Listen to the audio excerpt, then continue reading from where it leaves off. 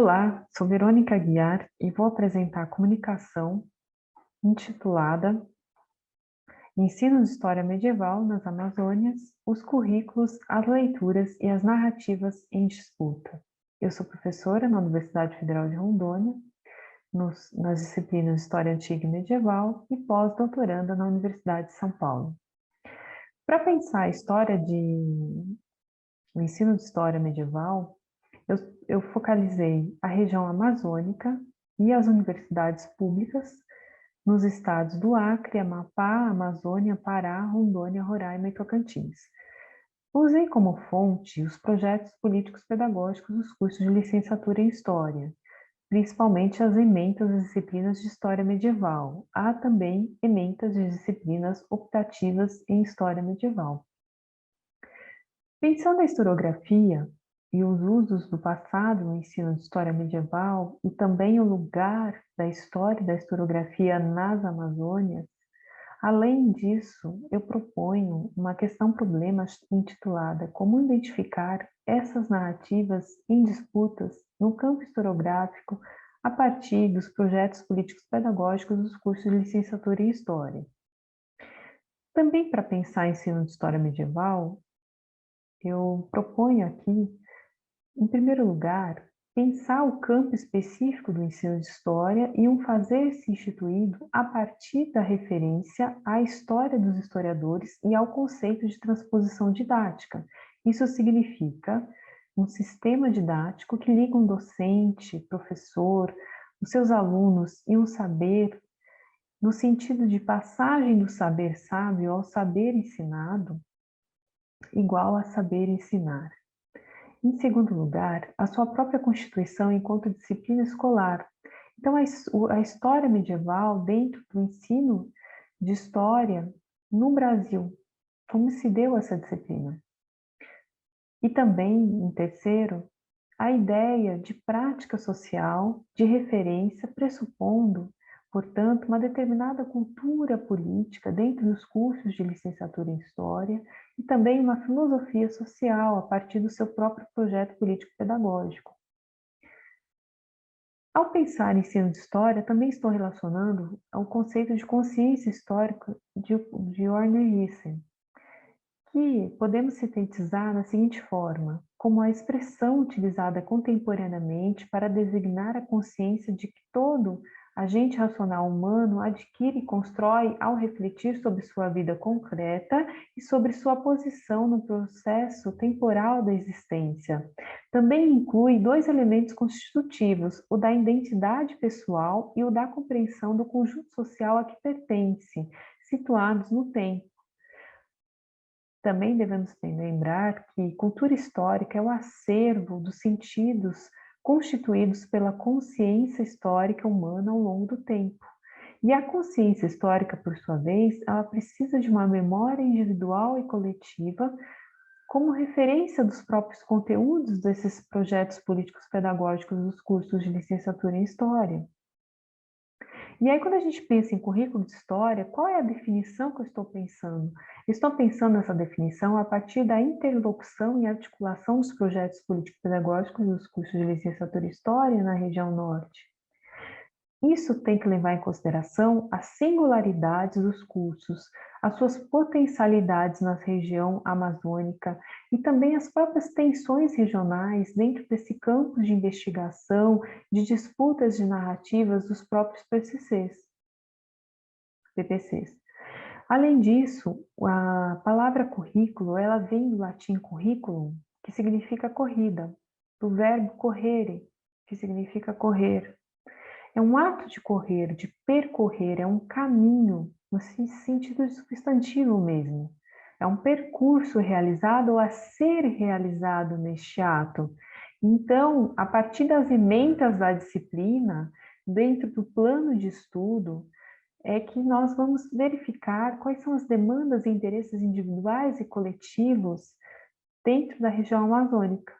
E para pensar essas ementas e os próprios PPCs dos cursos, eu tenho alguns elementos chaves, algumas palavras, alguns conceitos como conhecimento, poder, ideologia, identidade, sujeitos, cultura, diferença, linguagem, temporalidades, eu também poderia pensar memória, entre outras. O que eu percebo, e aí a pergunta que eu faço, há desatualizações historiográficas na disciplina de História Medieval? Em primeiro lugar, aparece em muitos dos cursos estudos das estruturas econômica, social, política, demográfica, religiosa e cultural da Europa medieval. O problema é que muitas vezes são centradas no Ocidente medieval.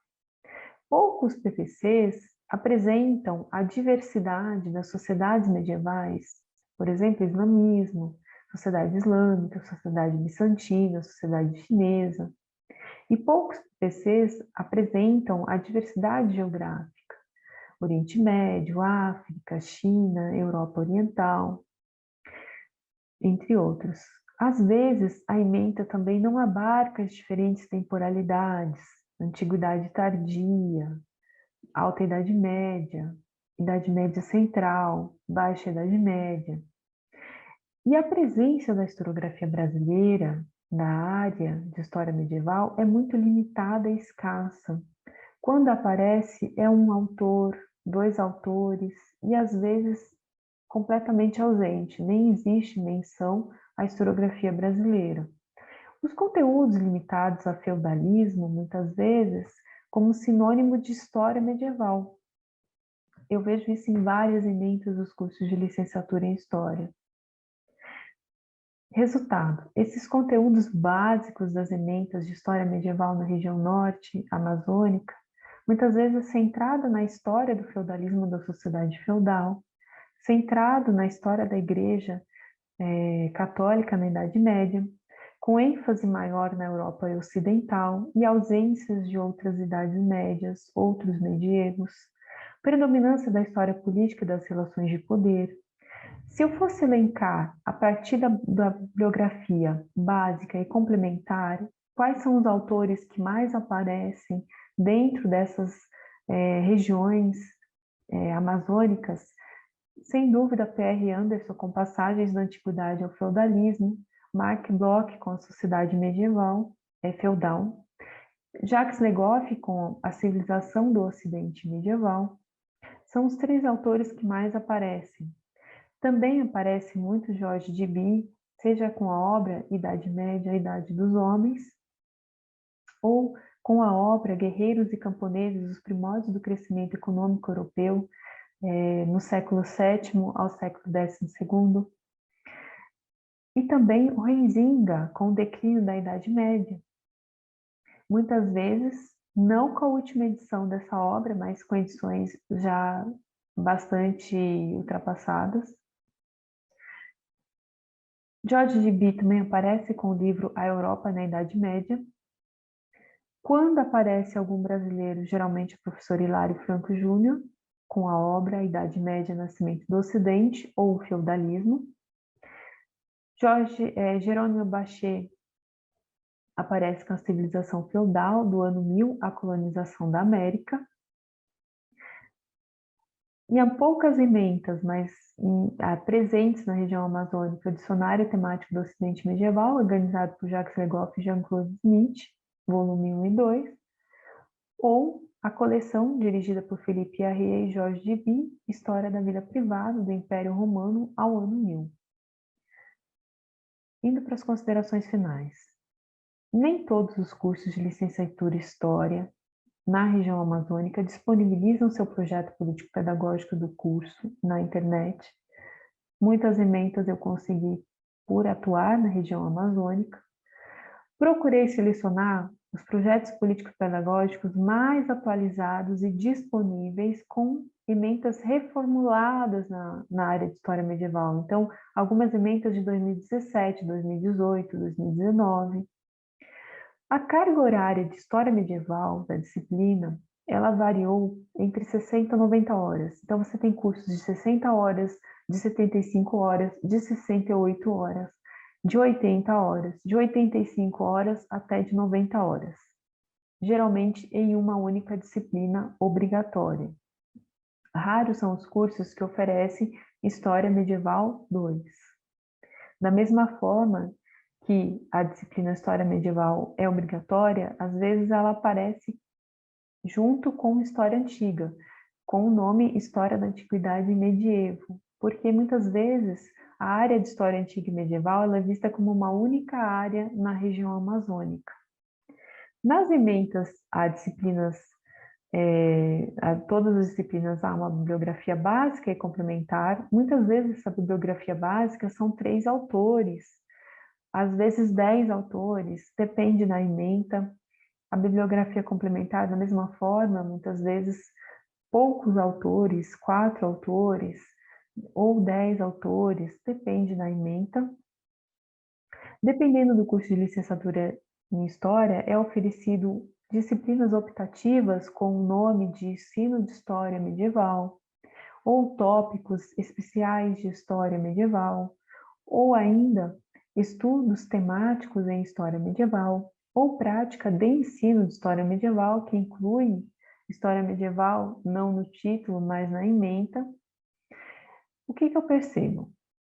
Essas disciplinas, muitas vezes, elas são de 60 horas, 75 horas, às vezes elas existem no PPC, mas nunca são oferecidas como optativas.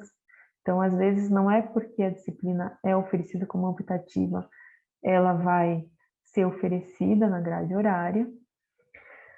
Em parte, acontece isso pela falta de profissionais nas áreas de História Antiga e Medieval nas universidades públicas da região amazônica.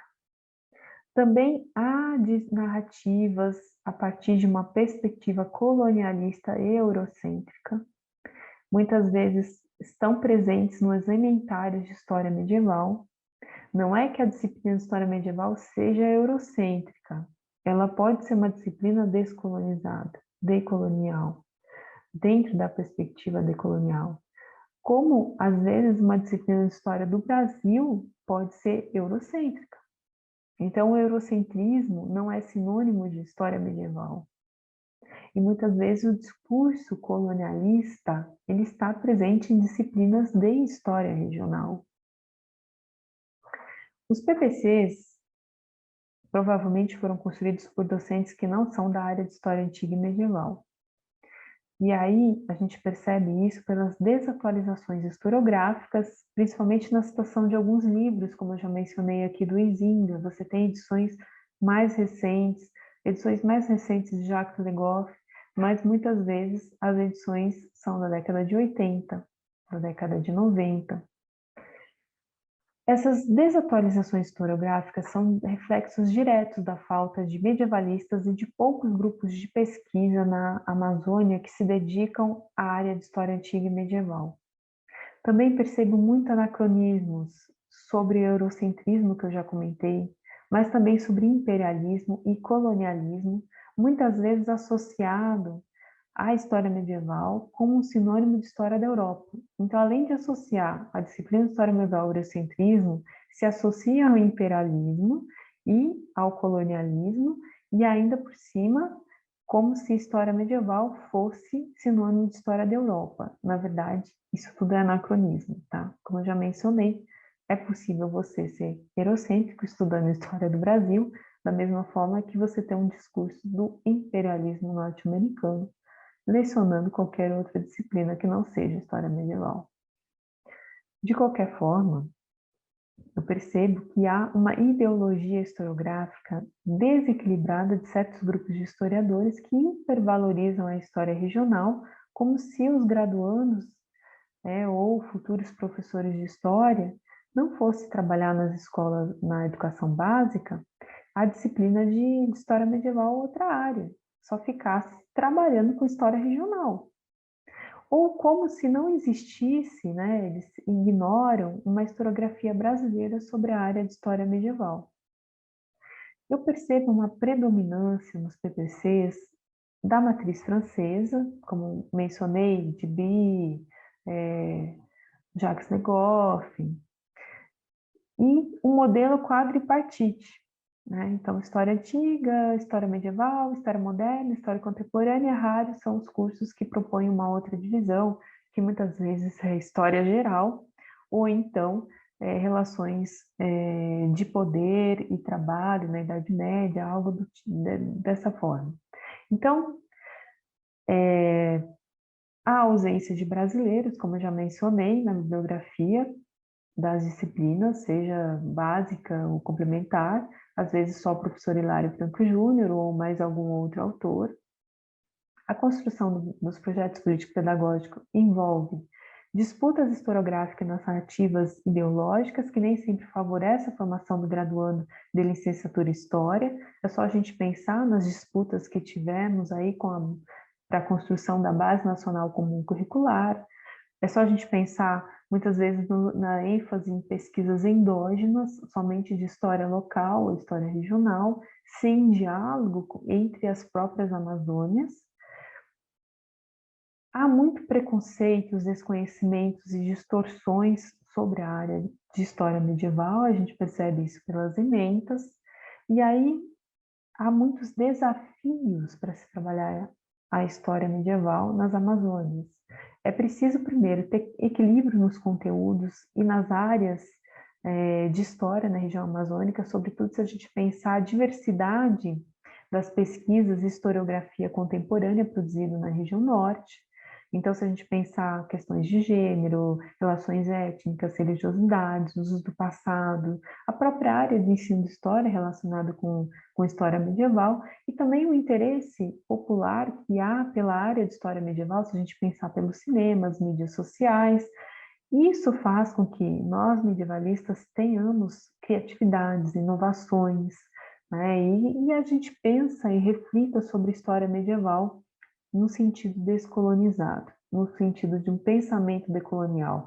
Ou seja, não adianta ficar demonizando a área de história medieval para favorecer uma história regional. Isso não faz sentido.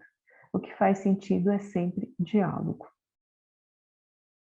Aqui alguns projetos políticos pedagógicos que eu consultei de alguns cursos e universidades. Como vocês podem ver, abarquei toda a região norte, né? E é isso, as minhas referências bibliográficas, e eu agradeço, então, por esse vídeo. Muito obrigada a todos.